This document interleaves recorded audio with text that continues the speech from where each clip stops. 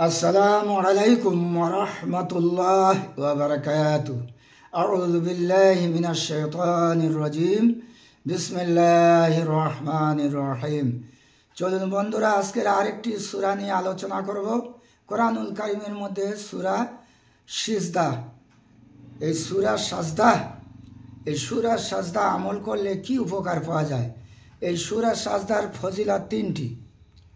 এই সূরা সাজদা পাঠ করে রোগীর উপর দম করলে অথবা বর্তনে লিখে ধৌত করে রোগীকে পান করালে তার রোগ আরোগ্য হয়।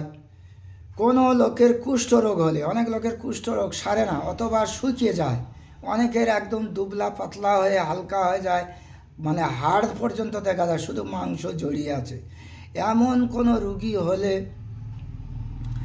এই সূরা নকশা লিখে রোগীর সঙ্গে ধারণ করলে আল্লাহর ইচ্ছায় রোগ আরোগ্য হয়। আল্লাহ পাক আমাদের এই সূরা সাজদা আমল করা তৌফিক নাত করুন। আল্লাহুম্মা আমিন।